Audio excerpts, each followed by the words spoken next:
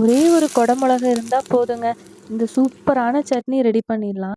இந்த சட்னி ரெடி பண்ணுறதுக்கு நான் வந்து இன்னைக்கு நம்மளோட எல்போ குக்கர்ஸ் 9 இன்ச் ஆப்பம் தவா எடுத்திருக்கேன். அது சூடானதுக்கு அப்புறமா 1 டேபிள் ஸ்பூன் எண்ணெய், ஒரே ஒரு பல்லு பெரிய பூண்டு, ஒரு 1/2 டேபிள் ஸ்பூன் வந்துட்டு கடலைப்பருப்பு எடுத்திருக்கேன். கடலைப்பருப்பு போட்டா தான் சட்னி வந்து நல்லா புடுத்தமா கொஞ்சம் திக்கா இருக்கும்னு எங்க ஆத்தா சொல்லியிருக்காங்க. அதுக்கப்புறம் வந்துட்டு ஒரு 10லேருந்து 12 சின்ன வெங்காயம், கொஞ்சமா புளி. அண்ட் பச்சை மிளகாய் வந்து காரத்துக்கு ஏற்ப சேர்த்துக்கோங்க. நான் ஒரே ஒரு நீட்டமா பச்சை மிளகாய் இருக்கும் இல்லைங்களா? அது நான் சேர்த்துக்கிறேன். அது நல்லா வதங்குனதுக்கு அப்புறமா, ஒரே ஒரு மீடியம் சைஸ் கொடை மிளகாவ நல்லா சாப் பண்ணிட்டு நான் சேர்த்திக்கிறேன். அது கூட கருவேப்பிலை தழையும் போட்டுக்கோங்க. இந்த சட்னி வந்து நீங்க செஞ்சு குடுத்தீங்கன்னா, கண்டிப்பா கொடை மிளகாய்ல செஞ்சதுன்னே சொல்ல மாட்டாங்க.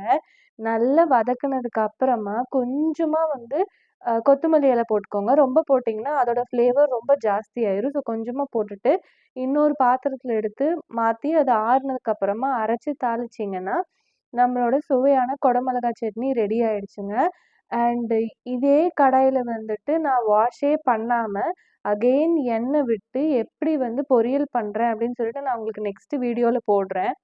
அண்ட் இப்போ வந்து அது கூட கொஞ்சமா தேங்காய், ஒரு 1/2 கப் தேங்காய் வதக்குனதெல்லாம் சேர்த்திட்டு, உப்பும் போட்டுட்டு நல்லா நீங்க அரைச்சு எடுத்துக்கோங்க. ரொம்ப நைஸா வேண்டாம். ஓரளவுக்கு திக்காவே எடுத்துக்கோங்க.